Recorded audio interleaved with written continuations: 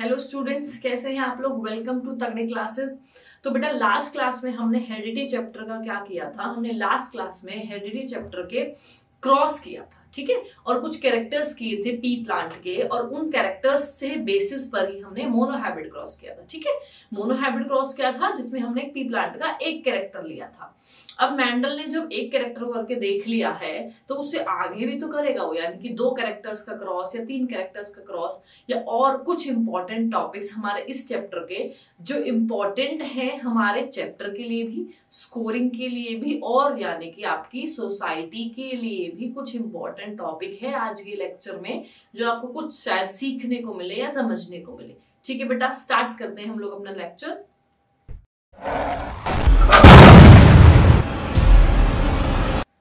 तो चलिए बेटा स्टार्ट करते हैं अपना अगला टॉपिक जो है हमारा डाइहाइब्रिड क्रॉस। ठीक है, जैसे कि हमने पिछली क्लास में अपना क्रॉस किया था मोनोहाइब्रिड, उसी तरीके से हमें अपना अगला टॉपिक करना है जो है डाइहाइब्रिड क्रॉस। ठीक है जी, डाइहाइब्रिड क्रॉस में हम लोग क्या करेंगे, हम लोग 2 कैरेक्टर लेंगे। ठीक है, जैसे कि नाम से पता लग रहा है डाई का मतलब है हम लोग कोई भी 2 कैरेक्टर लेंगे। किसका? पी प्लांट का।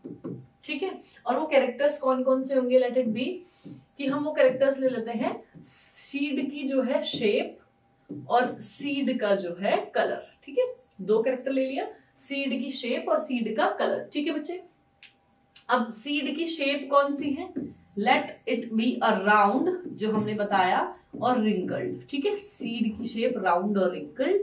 राउंड होगा बेटा कैपिटल आर, रिंकल्ड होगा बेटा स्मॉल आर। ठीक है जी, इसके बाद सीड का कलर देखे जाए तो सीड का कलर है येलो, और सीड का कलर येलो और ग्रीन। ठीक है, येलो के लिए हम लेंगे बेटा कैपिटल वाई। डोमिनेंट ट्रेट है ये दोनों, याद है ना पिछले लेक्चर में क्या था, ये दोनों डोमिनेंट ट्रेट है इसलिए हम लोग कैपिटल ले रहे हैं, और ये आपके रिसेसिव ट्रेट है इसलिए हम लोग स्मॉल ले रहे हैं। ठीक है, यहाँ पर अल्फाबेट सेम है बट ये वाले कैपिटल अल्फाबेट्स हैं, ये वाले आपके स्मॉल अल्फाबेट है। ठीक है, और जब हम क्रॉस स्टार्ट करेंगे, इतना समझ आ गया, पहले हमने जो सीड की शेप ली है राउंड रिंकल्ड ली है, जो कि हमारे पास ऑलरेडी था कि ये 2 तरह के केस की शेप होगी, एक डोमिनेंट एक रिसेसिव। कलर भी हमने वही 2 लिए हैं, एक डोमिनेंट एक रिसेसिव। ठीक है, अब आगे अगर जब हम स्टार्ट करेंगे इसको, तो जैसे मैंने आपको बताया है कि सबसे पहले क्रॉस लिखने के लिए पेरेंट लिखेंगे हम लोग।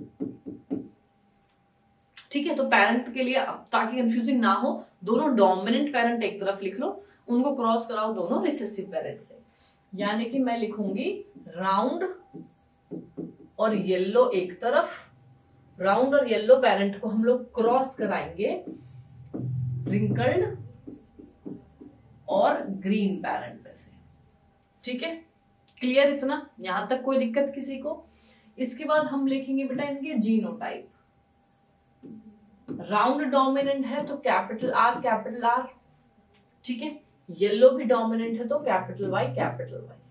उसको क्रॉस करेंगे रिंकल्ड ग्रीन से। रिंकल्ड है तो स्मॉल आर, ग्रीन है तो स्मॉल वाई।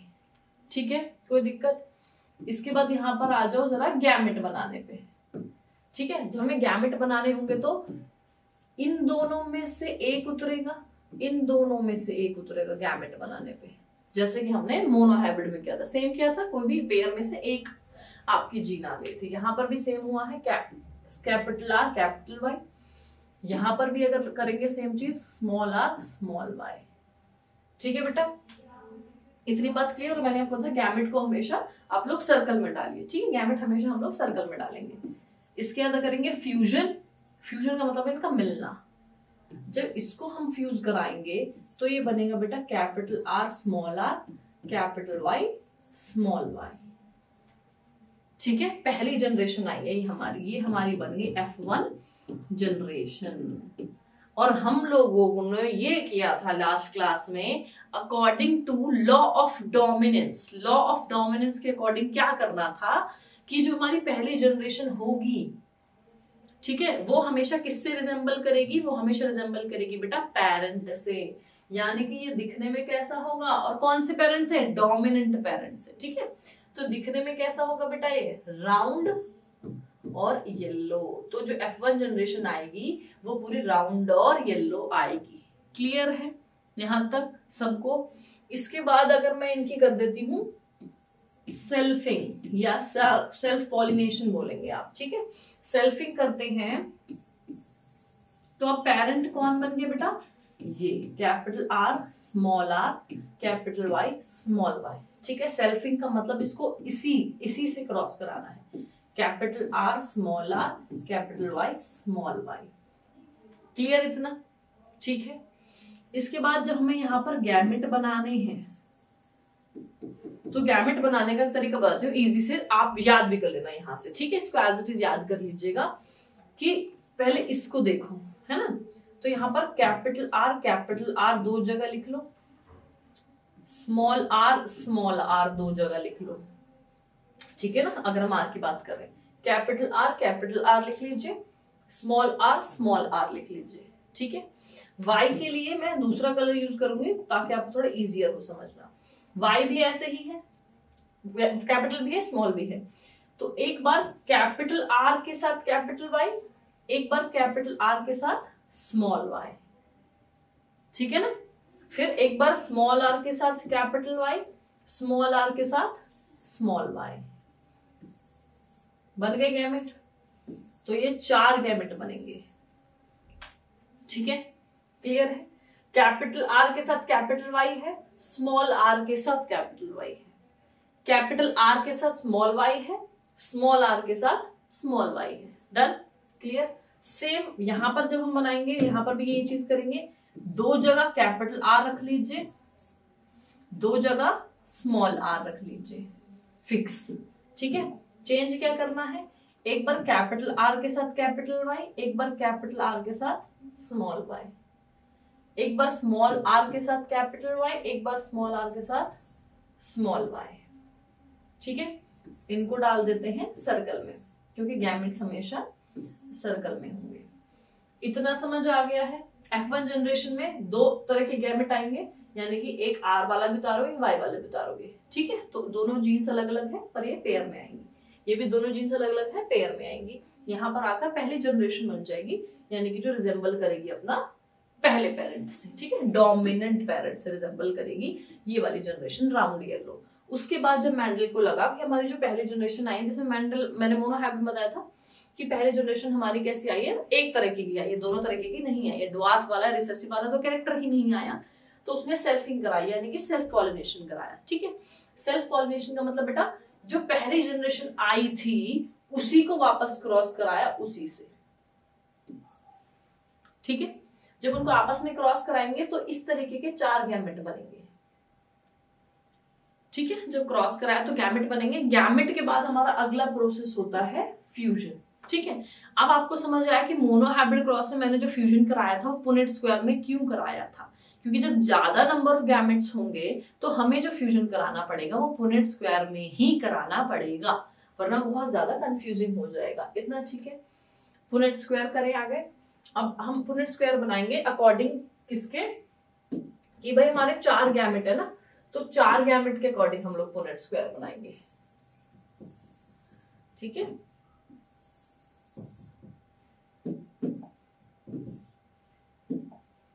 तो हम लोग 4 गैमेट के अकॉर्डिंग पुनेट स्क्वायर बना लेते हैं, यानी कि 4 कॉलम्स एंड 4 रोज बनानी है हमको, ठीक है।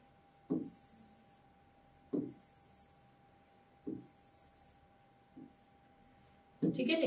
और गैमेट बनाने का वही तरीका, एक जगह कैपिटल आर, एक जगह कैपिटल आर, एक जगह स्मॉल आर, एक जगह स्मॉल आर। यहाँ पर भी same capital R, small R लिख लिया। साथ में दोबारा वाई अगर लिखना है, capital Y small Y, capital Y small Y, ठीक है। एक इस तरफ गैमेट बनेंगे, इस तरफ बनेंगे capital Y small Y, capital Y small Y, बन गया ये। इस तरीके से पुनेट स्क्वायर बनाए जिसमें 4 रोज हो, 4 कॉलम हो। क्लियर है। अब देखो बेटा, इस वाले कॉलम में पहले आर उतारो दोनों, ठीक है। इस वाले कॉलम में पहले दोनों आपको आर लिखने हैं, कैपिटल आर यानी कि यहां से और यहां से कैपिटल आर, वाई लिखना होगा तो कैपिटल वाई। क्लियर, समझ गए।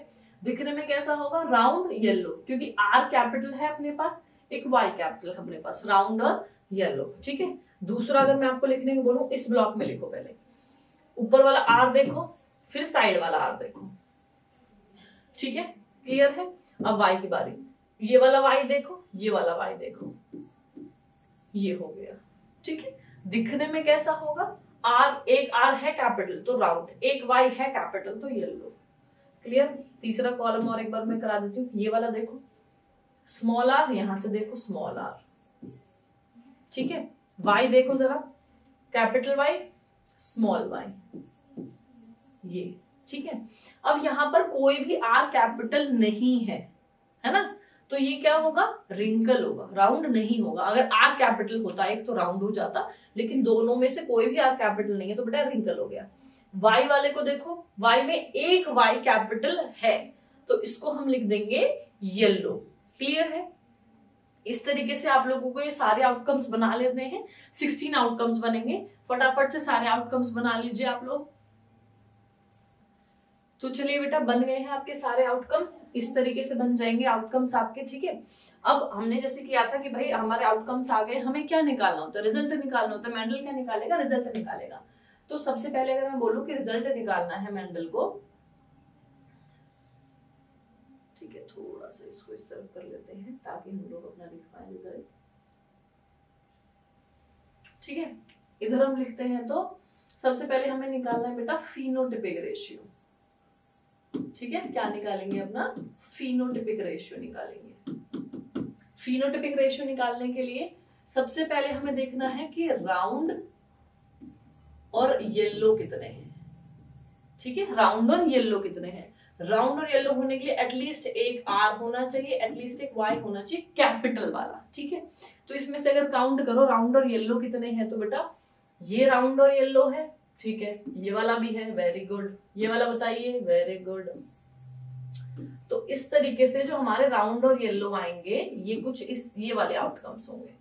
ठीक है, काउंट करिए कितने आए हैं राउंड और येलो। जो भी आपके राउंड और येलो आउटकम्स आए होंगे उनको बेटा सर्कल में डाल दीजिएगा। ठीक है, कि सर्कल का मतलब राउंड और येलो है। काउंट करो 1 2 3 4 5 6 7 8 9। तो राउंड और येलो आ गए हमारे 9। क्लियर है। राउंड और येलो वालों को आप सर्कल में डाल दो। राउंड और येलो के लिए क्या होना चाहिए, एक R कैपिटल होना चाहिए कम से कम, एक Y कैपिटल होना चाहिए कम से कम। ठीक है, दूसरा इसके बाद लिखिए कि राउंड और ग्रीन कितने होंगे। राउंड और ग्रीन ढूंढिए बेटा। राउंड के लिए मैं बता देती हूँ, एटलीस्ट एक R कैपिटल होना चाहिए। ग्रीन के लिए बेटा दोनों Y स्मॉल, क्योंकि अगर एक भी Y बड़ा आ जाएगा येलो बन जाएगा। ठीक है, तो दोनों Y होना चाहिए स्मॉल येलो के लिए। अब राउंड और येलो देखो, राउंड और येलो देखने के लिए आप लोग इसको स्क्वायर में डालेगा। राउंड और येलो ये है, राउंड और येलो ये है, वेरी गुड। राउंड और येलो ये है, एक R है कैपिटल, दोनों Y स्मॉल है।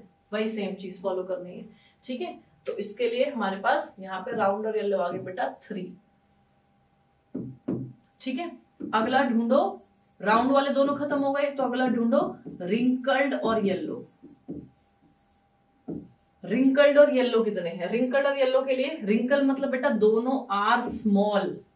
ठीक है, रिंकल निकालना है। एक भी R आया तो येलो राउंड हो जाएगा, और दोनों Y या एक Y भी कैपिटल हुआ तो चल जाएगा येलो के लिए। ठीक है, तो रिंकल्ड और येलो ढूंढेंगे। रिंकल्ड और येलो जब ढूंढेंगे आप तो क्या होना चाहिए, दोनों R स्मॉल। ये है, बिल्कुल सही है। क्लाउड बना देना है इस पे। ये भी है, बिल्कुल सही है। ये भी है, बिल्कुल सही है।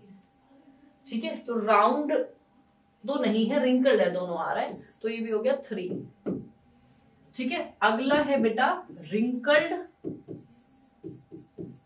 और ग्रीन। रिंकल के लिए दोनों R स्मॉल होना चाहिए, ग्रीन के लिए दोनों Y स्मॉल होना चाहिए। क्या बचा हमारा, एक ही आउटकम बचा है, ये हो गया 1।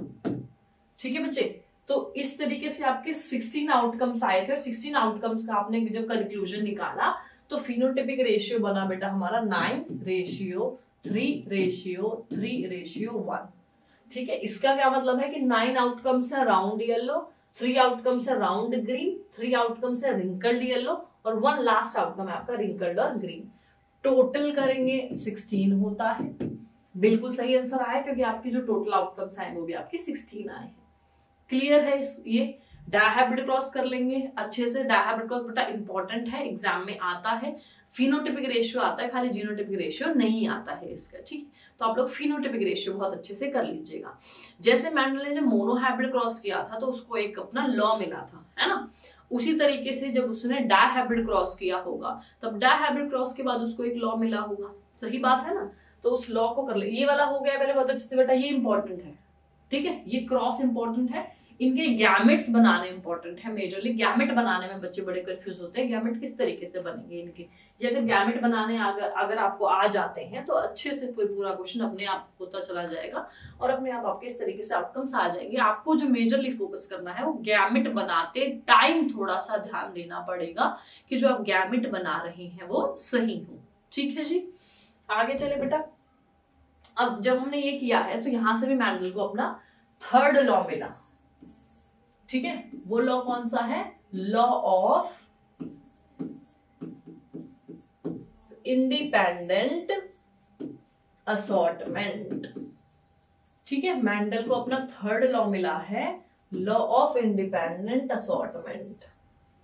क्लियर? यानी कि जो भी आपका कैरेक्टर्स है, पहले मैं समझा देती हूँ, ठीक है। कैरेक्टर्स हैं जो भी आपके, जैसे कि राउंड येलो के साथ था, रिंकल्ड ग्रीन के साथ था, ठीक है। तो जो भी आपके कैरेक्टर्स थे, जब हमने स्टार्टिंग में किया तो कैरेक्टर्स पेयर में थे, है ना। राउंड हमेशा येलो के साथ था और रिंकल्ड ग्रीन के साथ था। जैसे जैसे हम आगे बढ़े अपने क्रॉस में, जो हमारा लास्ट हमने रेशियो निकाला उस रेशियो में राउंड येलो के साथ भी था, राउंड ग्रीन के साथ भी था, है ना। रिंकल्ड येलो के साथ भी था, रिंकल्ड ग्रीन के साथ भी था। क्लियर है? अब यही मैं बोलना चाहती हूँ कि इस लॉ का मतलब है कि जब हमने स्टार्ट किया था तो कैरेक्टर्स भले ही क्या थे, एक दूसरे के साथ पेयर में थे, जुड़े हुए थे, लेकिन उनका मतलब ये नहीं था कि वो एक दूसरे पे डिपेंड करते हैं। कैसे पता चला? हमारा लास्ट आउटकम आया तो अलग अलग हो गए, दोनों कैरेक्टर्स अलग अलग हो गए, वो किसी और के साथ भी पेयर कर रहे थे। इसका मतलब हुआ कि जो कैरेक्टर्स थे पेयर में थे starting of the cross, but हुआ क्या, जब भी हमने गैमेट बनाए, जब भी हमने सेल डिवाइड किया तो कैरेक्टर्स एक दूसरे से सेपरेट हो गए। इसका मतलब वो एक दूसरे के डिपेंडेंट नहीं थे, वो एक दूसरे के इंडिपेंडेंट थे। क्लियर है बेटा? ठीक है, लिख लें एक बार इसको भी। According to Mendel,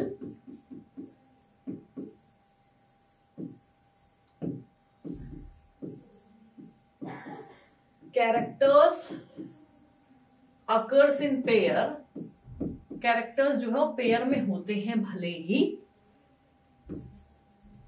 but at the time of gamete formation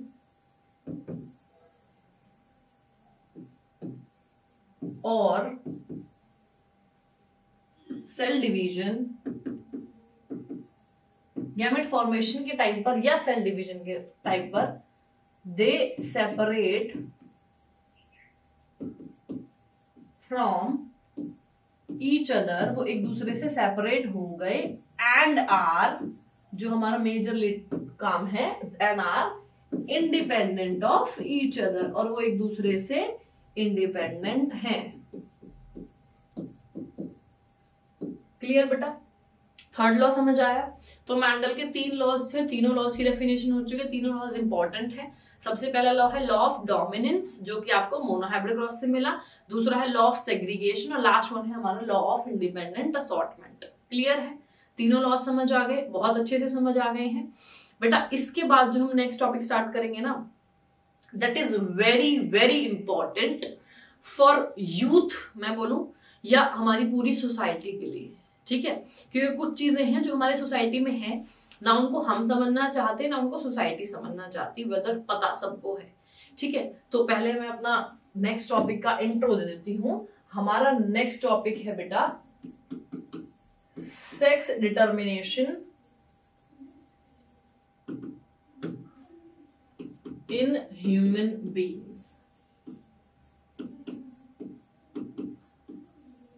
ठीक है, ह्यूमन बीइंग्स के अंदर सेक्स डिटर्मिनेशन, यानी कि लड़का होगा या लड़की होगी, ठीक है, उसको हमें बताना है। उसका मतलब होता है सेक्स डिटरमाइन करना, है ना, विच इज एक्चुअली इलीगल। अगर हम जानना चाहें कि भाई वो बॉय है या गर्ल है, दिस इज इलीगल। बट हम लोग जो बात कर रहे हैं वो इस तरीके से कर रहे हैं कि आपने अपने आसपास देखा होगा, we are living in the same society obviously, तो आप लोगों ने आसपास देखा होगा कि अगर गर्ल चाइल्ड हो रही है, या मैं बोलूं बहुत ज्यादा क्वेश्चन आता है सैम्पल पेपर में, अ वुमन हैज 4 daughters, ठीक है, जस्टिफाई योर आंसर। इसका मतलब है कि एक वुमेन है, उसकी 4 लड़कियां हैं, तो आप अपना आंसर बताएं, क्या ये लाइन सही है, ये लाइन सही नहीं है, आपके अकॉर्डिंग क्या है, ठीक है। तो obviously society blames for the women for having a girl child या फिर for not having a boy child, ठीक है। लड़का होना या ना होना वो किस पे वो ब्लेम करते हैं, वुमेन पे, यानी कि द मदर पे, मदर इज ब्लेम्ड। तो ये प्रॉब्लम है, तो इस चीज को हम लोग सॉल्यूशन कैसे कर सकते हैं, हम कैसे जस्टिफाई कर सकते हैं, तो उस तरीके से हमें आंसर देना है, ठीक है। तो हम लोग इस क्वेश्चन को करेंगे, उसका पीछे का पूरा साइंटिफिक नॉलेज जानेंगे कि मेजरली डिपेंड किस पे करता है सेक्स डिटरमाइन एक बच्चे का ह्यूमन बीइंग्स के अंदर, ठीक है जी। समझ आ गया है, क्वेश्चन जरूर आता है, केस बेस्ड स्टडी क्वेश्चन आ सकता है ये वाला, जैसे मैंने आपको बता दिया, एक तो इस तरीके से आ सकता है कि women has 4 daughters, justify your answer, या इस तरीके से आ सकता है कि society blames women for the girl child, justify your answer, case based पूरा पैराग्राफ आ सकता है, उसके बाद आपको पूछा जा सकता है, या डायरेक्ट आ सकता है how father is responsible for the sex of the child. तीनों ही केसेस में आपको सेम आंसर करना है जो हम अभी कर रहे हैं, ठीक है। इसको करने से पहले मैं आपको पहले समझा देती हूँ कि जो ह्यूमन बीइंग्स होते हैं बेटा, ठीक है, हम लोग, हमारी पूरी species, we have 23 pair of chromosomes, ठीक है। हमारे पास कितने पेयर ऑफ क्रोमोसोम्स होते हैं, 23 पेयर ऑफ क्रोमोसोम्स होते हैं हमारे पास, जिसमें से जो 22 पेयर होंगे बेटा, उनको हम बोलते हैं autosomes, which are same in both, जो कि मेल फीमेल मदर फादर सब में सेम होते हैं, 22 पेयर जो होते हैं, ठीक है। जो लास्ट पेयर होता है बेटा, उसको बोलेंगे सेक्स क्रोमोसोम, है ना। लास्ट पेयर को हम लोग बोलते हैं सेक्स क्रोमोसोम, जो कि मेल के अंदर होता है बेटा XY और फीमेल के अंदर होता है बेटा XX। मेजरली यही एक है जो डिटरमाइन कर रहा है सेक्स को, है ना, क्योंकि फीमेल के पास तो सेम टाइप ऑफ क्रोमोसोम है, उसके पास तो 23 के 23 पेयर सेम है, मतलब पेयर में है, अलग नहीं है। बट जो मेल होगा उसके पास जो लास्ट वाला पेयर है X और Y, ये अलग अलग है ना, डिफरेंट है। तो इसीलिए किस पे डिपेंड करेगा sex of the child, father पे डिपेंड करेगा कि जो बॉय, वो जो चाइल्ड होगा वो बॉय होगा या गर्ल होगा। तो mother is not at all responsible and can not be blamed, ठीक है, for having the girl child या for not having the boy child. Clear है इतना? तो ये चीज पहले समझ आ गई है कि टोटल नंबर ऑफ क्रोमोसोम कितने होते हैं, उसमें से ऑटोसोम क्या होता है या सेक्स क्रोमोसोम क्या होता है, या किस टाइप के सेक्स क्रोमोसोम्स होते हैं मेल के अंदर फीमेल के अंदर, ठीक है। अब इसको हम एक क्वेश्चन के तरीके से कर लेते हैं, क्वेश्चन टाइप में कर लेते हैं। अगर मैं क्वेश्चन लिखती हूँ बेटा कि हमने भाई लिखा, मैं जो डायरेक्ट ये वाला क्वेश्चन लिख रही हूँ, why father is responsible for the sex of the child,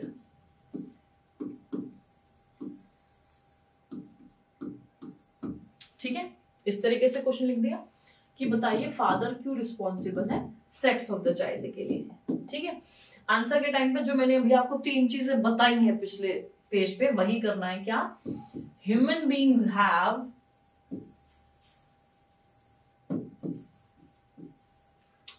23 pair of chromosomes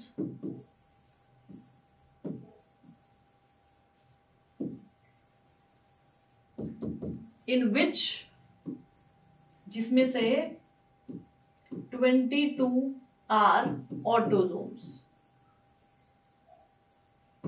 ठीक है। 22 जो थे ऑटोसोम्स थे जैसे मैंने बताया, and the last pair is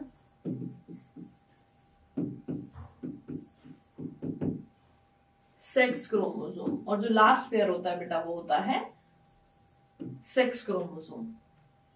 clear? ठीक, कोई प्रॉब्लम? इसके बाद हम लिखेंगे कि जो लास्ट पेयर सेक्स क्रोमोसोम है वो क्या क्या होता है, ठीक है। आगे लिखेंगे father have 2 type of chromosome, 2 type of sex chromosome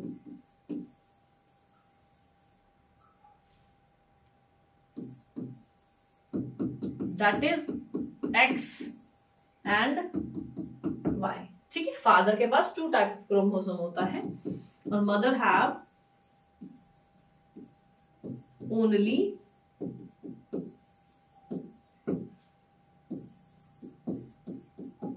1 type of sex chromosome that is x. इतनी बात समझ आई?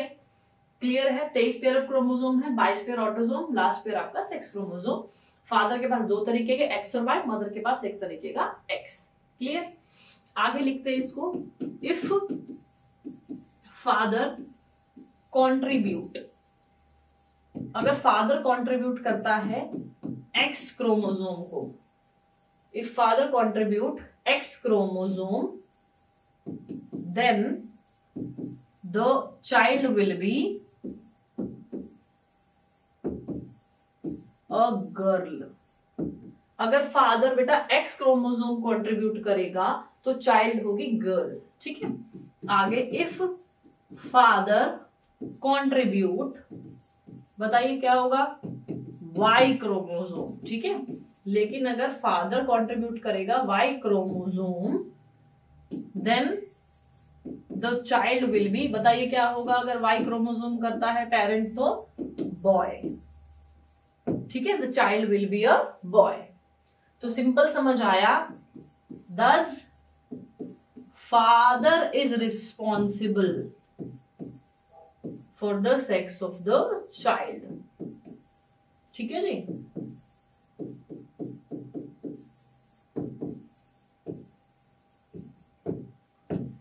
अब बेटा इसमें से जो जो आपकी इंपॉर्टेंट चीजें हैं जो हमने की है हम बता देती हूँ एक बार। 23 पेयर है, 22 पेयर ऑटोसोम, लास्ट पेयर आपका सेक्स क्रोमोसोम। ठीक है, फादर के पास 2 तरीके के एक्स वाई, मदर के पास 1 तरीके का एक्स। ठीक है, अगर फादर कंट्रीब्यूट करता है x, child will B girl. ये चीजें जो आपको जरूर मेंशन करनी है अगर ये क्वेश्चन आता है। ठीक है, अगर फादर कंट्रीब्यूट कर रहा है Y, the child will be boy.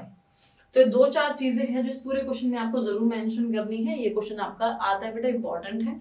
इस तरीके से नहीं आएगा तो एमसीक्यू तरीके से आएगा, एमसीक्यू नहीं है तो केस बेस जरूर आएगा। ठीक है, तो ये क्वेश्चन आता है। अच्छा, इसको लिखने के साथ साथ हमें क्या करना है, हमें इसको एक क्रॉस बनाकर भी दिखाना है ना। क्रॉस जैसे कि यहाँ पे लिखा फादर, इधर लिखा मदर। ठीक है जी, फादर के हमने देख लिया ना गैमेट क्या था, एक्स वाई था, मदर के अंदर गैमेट एक्स एक्स था। ठीक है, अब इनके हमें बनाने हैं गैमेट। यहाँ पर 2 तरीके के गैमेट बनेंगे बेटा, एक्स और वाई, जिनको हम सर्कल में डालेंगे। यहाँ पर सेम टाइप ऑफ गैमेट बनेगा बेटा एक्स, जिसको हम सर्कल में डालेंगे। ठीक है, अगला है हमारा फ्यूजन, यानी कि एक्स को एक्स से फ्यूज कराएंगे, एक्स को वाई से फ्यूज कराएंगे। एक्स को एक्स से करा रहे हैं तो हो रही है गर्ल, एक्स को वाई से कराएंगे तो होगा बॉय। यानी कि ये देखो, फादर का एक्स आ रहा है तो गर्ल है, फादर का वाई आ रहा है तो बॉय है। क्लियर है ना? तो आपको जो आंसर देना है ना बेटा इस क्वेश्चन का, वो क्रॉस भी बनाना है और सेम ये वाला भी लिखना है। ठीक है, जब पूरा क्वेश्चन आता है फादर की रिस्पॉन्सिबल है, आप रिटर्न में भी बताएंगे उसको और क्रॉस करके भी बताएंगे। ठीक है, रिटर्न आप लोग एक बार देख लीजिए, सिंपल लैंग्वेज है, सीधी लैंग्वेज है, बहुत अच्छे से समझ आएगा और क्रॉस भी साथ में बना के दिखाना है। तो मेजरली इस चैप्टर में आपके क्रॉसेस इंपॉर्टेंट है, वो क्रॉस आप अच्छे से कर लीजिएगा तो अच्छे से आ जाएंगे मार्क्स, और प्रैक्टिस करेंगे तो आएगा। डायहाइब्रिड क्रॉस आज के टॉपिक में जो कराया है वो थोड़ा इंपॉर्टेंट है, उसको भी करिएगा और गैमेट बनाते हुए थोड़ा ध्यान रखिएगा। मैं आपको दोबारा बोल रही हूँ, अगर गैमेट बनाना अच्छे से आ जाएगा, यानी आप सही गैमेट बना रहे होंगे तो पूरा क्वेश्चन सही हो जाएगा। ठीक है बेटा, तो आप लोग अच्छे से पढ़ते रहिए, कोशिश करिए, एग्जाम्स बहुत पास हैं, बार बार प्रैक्टिस करो, क्वेश्चंस के मार्क्स आ जाएंगे। ठीक है बेटा, तो keep revising, learning and evolving. Thank you.